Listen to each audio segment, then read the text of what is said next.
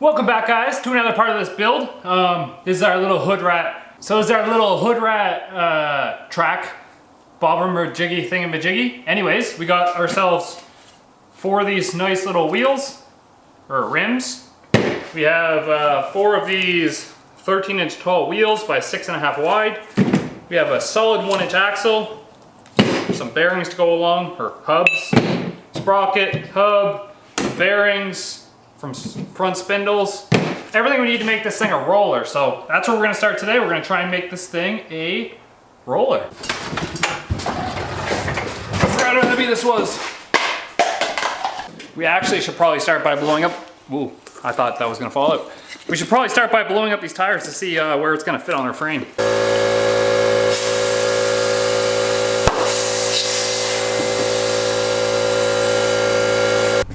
So what I'm finding easiest to do here is I pull the valve core out, I'm just ratcheting a ratchet strap around it, get it as tight as I can, and then we're just using the air compressor without the little attachment on it, just the end, and poking it in, and it gives it a big burst of air instead of trying to flow through the valve core, and it seems to be working.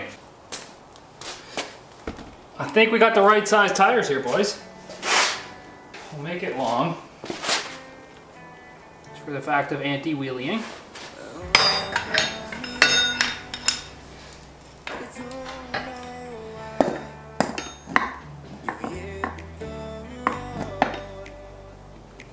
This is the distance from the front that we're going to want it. So I'm just going to measure to this side.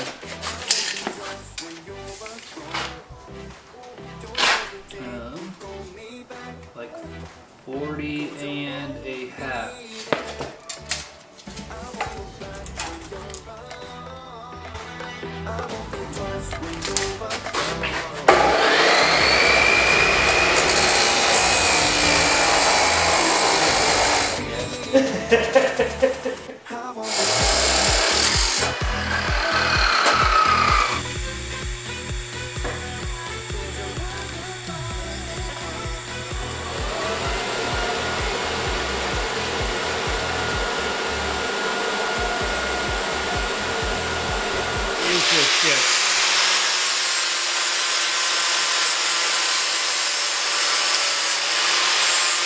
This is the look of a confident man. Whew, with my safety glasses on. Right. Now, one of our ends is shorter.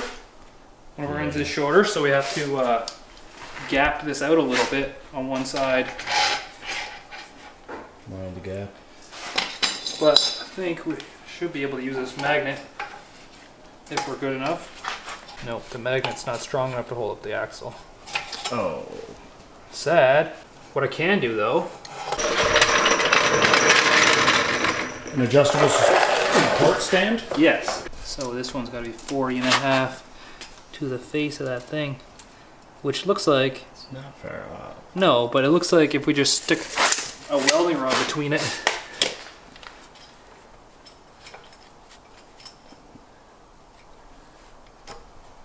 It looks like that might be our gap right there.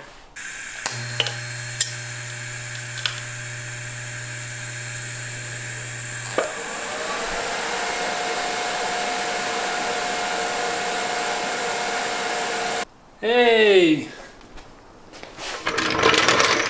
It's stayed. Make things shit stick together, eh? But look at this confidence. Working on the go-kart with the race car outside, and the race car is being used on Friday, and we are Tuesday. Yeah, well, you gotta have fun sometimes, man.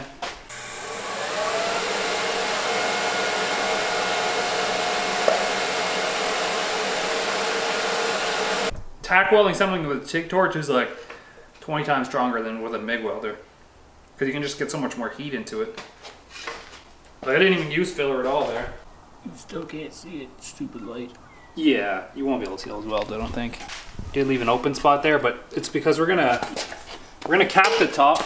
So we're gonna cut a piece to here, and then put it here, and then we're gonna weld the inside of the top and weld this solid there. To support our fat asses. Yeah. And that way our bearings attached from here and on the top, so it's not going to twist. That means you have to do the front too. Yeah, you won't be able to see those welds, I don't think. Did leave an open spot there, but it's because we're gonna cap the top. So we're gonna cut a piece to here, and then put it here, and then we're gonna weld the inside of the top and weld this solid there. That means you have to do the front too. Yeah, I plan on doing the front still. Might not be till later.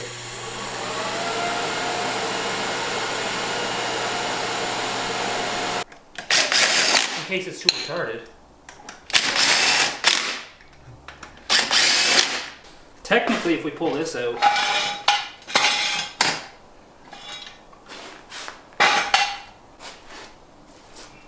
Yay, a thing. kind of what we're looking at with this. A little bit of wheel gap. Yeah, a little bit. That's okay though. So now we gotta figure out how we're gonna mount the fronts so they're the same height as the backs. But we have to be conscious of Right. where we're gonna steer from as well. And then we're gonna have to build it out further than that because that's not enough turning angle. Push the car up. So that's why, like, I might have to get a wider rear axle. Look how. Yeah, you're pretty well perfect there. Yeah, push the car up to the line, do a Austin Powers style turn. I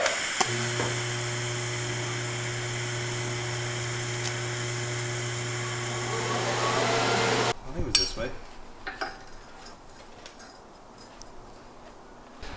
We still need to space out the front a little bit more here with spacers and bolt them down because they're not actually bolted in. And yeah, you can tell because this one's folded right over. We did put a bit of caster in the front of this thing. It's got a little bit of a rake to it, I think. The front seems a little bit lower. These little plastic spacers weren't long enough for our hubs, so I got a piece of aluminum here. Made a little bit longer spacer so we have a bit more turning radius here. Tighten this down now.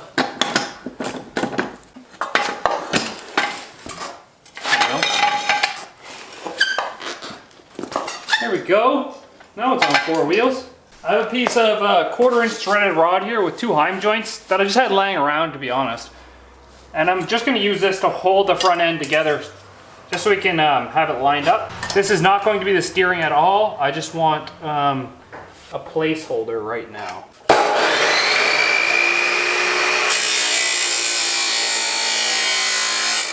There we go. Now we've got an idea of something. My idea for the steering now is going to be, it's probably going to go down under this and then straight along, and then that's how it's going to steer from these rods up here. I'm just hoping I put enough caster in it that it wants to, oh yeah, I did. So what the caster is going to do on this is it's going to want to steer back straight. So when you turn the wheels, it kind of lifts the frame up, and then it's going to want to push the wheels back straight when you let go of the steering. We've got a bit of a...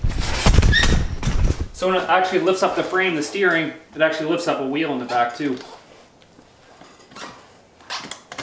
Everything's just tacked up, but I think my tack should be strong enough that I should be able to shit.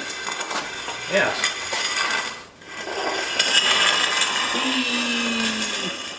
Okay, so I think I'm gonna tie these with a plate all the way back to tie into this. So it'll just be super strong back here. So we need roughly 6 1/8.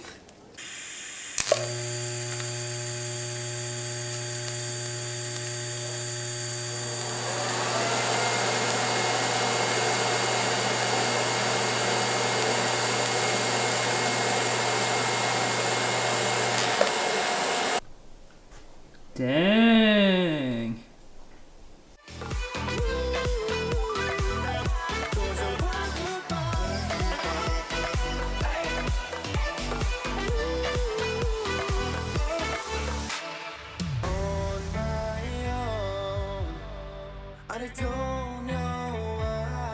Okay, so these are locked in now. There's a bit of tack at the end, some in the middle, some on the front. This thing, so it's here and here welded on. The thing's not moving anywhere. Same thing on this side. If I wanted to put a bumper here, I left these a little bit longer. We're looking pretty good space-wise here. The front of the engine, we're gonna have to put the radiator up here in the front, so it's gonna look kind of silly. It's be a radiator just probably off the front here. I do have dual exit exhaust, so I'm thinking one out here, 2 bull horns coming up beside it. And then we do have to probably cut a lot of the middle here to get the carburetors to fit behind this. But this is a big engine, but it looks like a Savage. So there's no suspension on it. It's gonna be super strong. I'm gonna beef it really up, like pretty good. The whole idea of it is to be able to push this thing at the track. However, I think we're gonna have an issue with not enough weight on the back of this thing. We might have to put slick tires on it just to get traction. Now, I purposely got these tires for 2 reasons. One, they come in an available slick size, so I built it around a size that you can get in a slick also, so you can get this size in a slick. And I've got these ones because I wanted to break traction. I didn't want something that was gonna hook and then like make us do a wheelie somewhere, so I got these hoping that they would break loose if you put enough power down. So that's probably where we're gonna end up leaving you guys today. We made some solid progress. We made a roller, and yeah, a couple more things to order. Hopefully they don't take as long as last time. But when we come back next, we'll work on the steering, running our chain. I didn't think about a brake yet, actually. Why do we need brakes? But yeah, I have a lot of salvageable parts I can use off that quad, like the braking system and the steering system. So, peace easy, guys, and make sure to subscribe to the channel.